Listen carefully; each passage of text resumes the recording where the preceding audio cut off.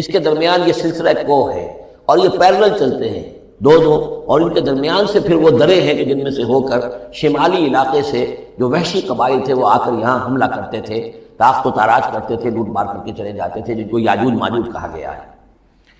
حتیٰ اذا بلغ بین السدین، جبکہ یہ پہنچے ان دونوں دیواروں کے درمیان، وجد من دونہما قوما، تو انہوں نے پایا ان دونوں کے ورے ایسے لوگوں کو، لا یکادون یفقہون قولا، یہ لوگ بھی ایسے تھے غیر متمدن، کیونکہ بات سمجھتے نہیں تھے، یعنی زبان ایسی ہوگی کہ جو ان کی سمجھ میں نہیں آ رہی تھی، لیکن یہ کہ کسی نہ کسی ذریعے سے انہوں نے اپنا ایک مطلب، اپنی ایک عرضداشت پیش کی۔ قالوا یا ذو القرنین، انہوں نے کہا کہ اے ذو القرنین، ان یاجوج و ماجوج مفسدون فی الارض، یاجوج اور ماجوج جو قومیں ہیں یہ زمین میں بہت فساد مچانے والی ہیں۔ فہل نجعل لک خرجا، تو کیا ہم آپ کے لیے ایک سالانہ خراج مقرر کر دیں، الی ان تجعل بیننا و بینہم سدا، اس کے عوض کہ آپ ہمارے اور ان کے درمیان ایک سد تعمیر کر دیں، ایک دیوار حائل کر دیں کہ وہ ہم پر حملہ آور نہ ہو سکے، یعنی درے کو بند کر دیا جائے۔ یوں سمجھیے جس اصول پر کہ آج کل ڈیم بنتے ہیں، ڈیم پہاڑی سلسلہ یوں آ رہا ہے، پہاڑی سلسلہ یوں آ رہا ہے، دریا درمیان میں سے گزر رہا ہے، آپ نے گزرگاہ پر ایک دیوار کھڑی کر دی تو یہ گویا کہ ایک آرٹیفیشل لیک کریٹ ہو گئی، پانی یہاں جمع ہو رہا ہے۔ تو اگر پہاڑی سلسلے دو چل رہے ہوں، ان کے درمیان جو راستہ ہے اس کو اگر بند کر دیا جائے، دیوار کھڑی کر دی جائے اور اس دیوار کے مضبوط دیوار ہو، تو ظاہر بات ہے کہ پھر ادھر سے کوئی آ کر حملہ آور نہیں ہو سکتا، ان کے لیے ایک حفاظت کا سامان ہو جاتا ہے۔ یہاں یہ سمجھ لیجئے کہ یاجوج ماجوج سے کیا مراد ہے۔ حضرت یافس علیہ السلام، جو تین بیٹے تھے حضرت نوح علیہ السلام کے، سام، حام، یافس، سامی نسل کے بارے میں تو ہم نے بہت کچھ سمجھ لیا کہ حضرت ابراہیم بھی سامی نسل سے تھے، پھر قوم عاد بھی سام ہی کی نسل کی ایک شاخ تھی، قوم سمود بھی اسی کی شاخ تھی، یہ تمام جو ہے یہ تو سیمیٹک بیسس ہے۔ حضرت یافس کی اولاد نے یہ سینٹرل ایشین ماؤنٹینز کا جو سلسلہ ہے اس کو کراس کیا اور شمال میں چلے گئے، اور شمال میں جا کر دائیں بائیں پھیل گئے، پھر یہ میدان ہے ٹنڈرے کا میدان اور فلانے میدان اور بڑے بڑے کھلے میدان ہیں،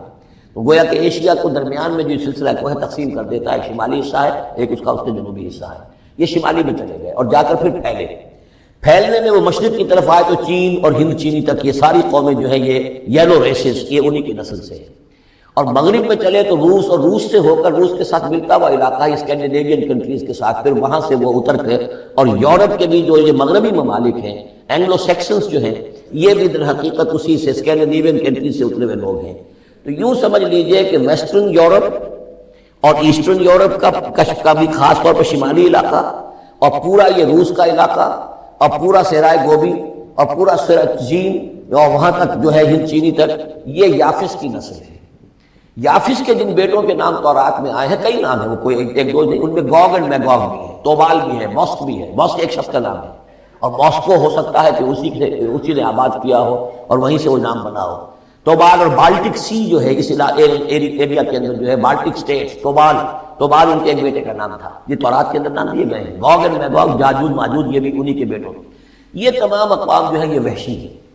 اور یہ تاخت و تاراج کرنا، لوٹ مار کرنا، یہ ان کا طریقہ ہے، اور ان کا ہے ذکر جو یہاں پر ہو رہا ہے کہ یہ جو سیلاب آیا تھا، کولونیل سیلاب جو ہم پر آیا تھا،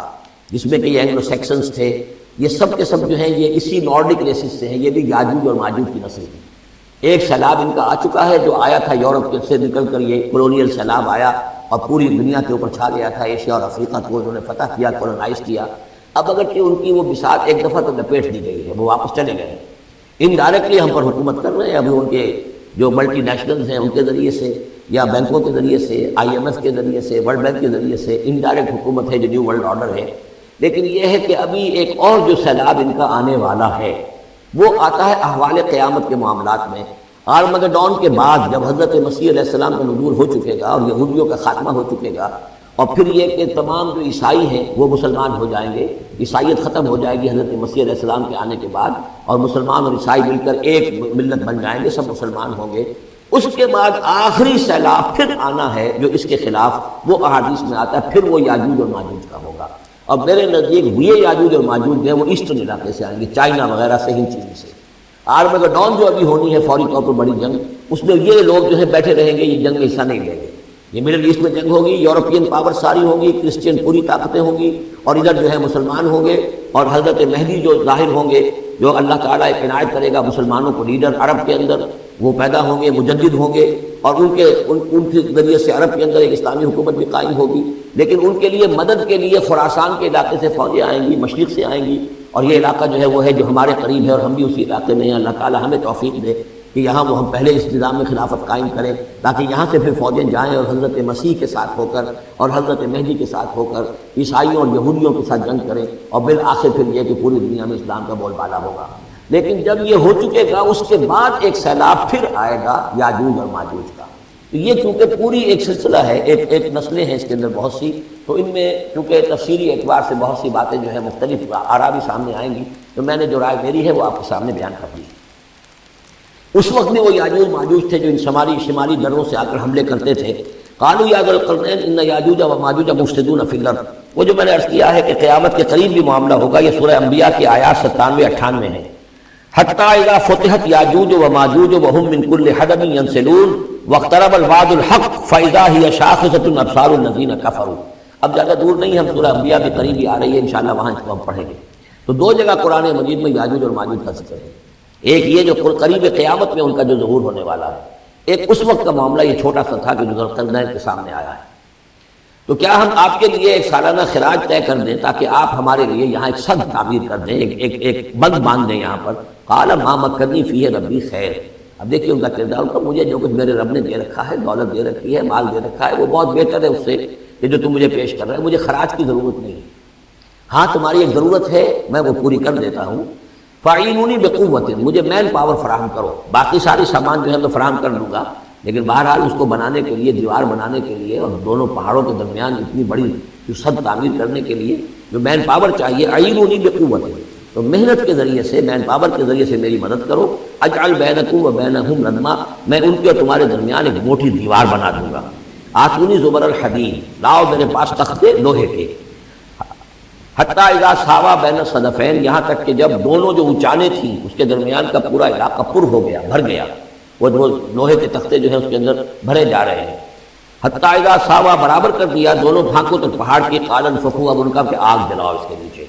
وہ دہکا دی بھٹی جس سے کہ اب وہ لوہا گرم ہوا اور لوہے کی تختے وہ گرم ہو گئے۔ حتیٰ اذا جعلہ نارا، جب کہ وہ سارے کے سارے لوہے کے جو تپ گئے خود اور سرخ ہو گئے، قال آتونی افرغ علیہ قطرہ، تو کہا لاؤ میرے پاس پگھلا ہوا تانبا کے موئے اس کے اوپر انڈھیل دوں۔ تو اس طریقے سے گرین فورس کنکریٹ سے بھی 10 گنا سمجھیے مضبوط شے انہوں نے بنا دی کہ اس میں لوہا اور پھر لوہا سیسا یا تانبا پلایا ہوا، تو اس طریقے سے ایک بڑی مضبوط دیوار قائم کر دی۔ اس دیوار کے جو آثار اب بھی موجود ہیں، دیوار تو موجود نہیں ہے، یہ داریال اور دربند کے درمیان یہ کشادہ راستہ ہے اب بھی، یہ ویسٹ کوسٹ جو ہے کیسپین کا، اس کے ساتھ اس کی لمبائی 50 میل اور اس کی اونچائی 29 فٹ اور 10 فٹ چوڑی یہ دیوار تھی جو اس وقت بنی ہے۔ یعنی جس طریقے سے کہ بنتے ہیں بڑے بڑے بند، ان سے بھی بڑی یہ تھی، سد تعبیر کی گئی۔ السد العالی کہلاتا، اسوان ڈیم جو ہے جو مصریوں نے بنایا تھا، بہت بڑا ڈیم، السد العالی، اونچی دیوار۔ تو ہمارے ہاں یہ تربیلا اور منگلا یہ سب کیا ہے، یہ اسی طرح کے ڈیم ہیں کہ پہاڑی سلسلے آ رہے ہیں، دریا جا رہا تھا، وہاں آپ نے دیوار کھڑی کر دی، پانی رک گیا اور وہ جھیل بن گئی۔ فَمَسْتَعُوا يَظْهَرُوهُ، تو انہوں نے کہا کہ اب یہ لوگ نہ تو یہ اس کے اوپر سے آ سکیں گے، اس کو نہ چڑھ سکیں گے، وَمَسْتَطَاعُوا لَهُ نَقْبًا، نہ اس میں کوئی سوراخ لگا سکیں گے، نقب لگا سکیں گے۔ قَالَ هَذَا رَحْمَةٌ مِّن رَّبِّي، یہ سب اتنا بڑا کارنامہ کر کے بھی انہوں نے کہا یہ سب رحمت ہے میرے رب کی طرف سے، میرا کوئی کمال نہیں، یہ سب اللہ کی طرف سے ہے۔ فَإِذَا جَاءَ وَعْدُ رَبِّي، اور جب میرے رب کا وعدہ آئے گا، جَعَلَهُ دَكَّا، وہ اس پوری دیوار کو جو ہے ریزہ ریزہ کر دے گا، ختم ہو جائے گی دیوار۔ اب وہ دیوار وہاں موجود نہیں ہے، وہ ختم ہو چکی ہے امتداد زمانہ سے، اب اس کے کوئی آثار باقی نہیں رہے، بس آثار معلوم ہو جاتے ہیں کہ یہاں وہ دیوار ہوتی تھی، جس سے کہ میں نے ڈائمنشنز آپ کو دیے ہیں۔ وَكَانَ وَعْدُ رَبِّي حَقًّا، اور میرے رب کا وعدہ جو ہے وہ حق ہے، سچ ہے، پورا ہو کر رہے گا۔ وَتَرَكْنَا بَعْضَهُمْ يَوْمَئِذٍ يَمُوجُ فِي بَعْضٍ، اب جب یہ وقت آئے گا اللہ تعالیٰ کا قیامت کا وقت، ہم چھوڑ دیں گے اس روز ان کو، یہ ایک دوسرے میں گتھم گتھا ہو جائیں گے۔ یہ جو کچھ ہونے والا ہے قرب قیامت سے پہلے، جس قسم کے لشکر آنے ہیں اور جیسی جنگیں ہونی ہیں، اور یہ جو یاجوج ماجوج جب آئیں گے تو آتا ہے احادیث کے اندر کہ پورے دریا، پورے سمندر پی جائیں گے، ہر چیز کھا جائیں گے، اور یہ معلوم ہوتا ہے کہ چینیوں کے ہاں تو خاص طور پر سانپ، بچھو، جو شے ہو، کتا، بلی، ہر شے چٹ رہے ہیں، کوئی شے نہ چھوڑے۔ اور میں سمجھتا ہوں کہ شاید آدم خور بھی ہو یہ کہ کسی وقت میں جب ان کو ضرورت پڑے تو آدمی کو بھی کھا جائیں، جو کتے کو، بلی کو، سانپ کو، بچھو کو، ہر چیز کو کھا جائیں۔ تو ان لوگوں کا معاملہ جو ہے واقعتاً یہ جب ابھی تو ذرا رکے ہوئے ہیں، کنٹینڈ ہے ایک طرح سے، لیکن ایک وقت میں ان کا بند کھلے گا، اور چونکہ پھر یہ جو ہے تمام چاروں طرف ان کے پہاڑ ہیں، ہر پہاڑ کی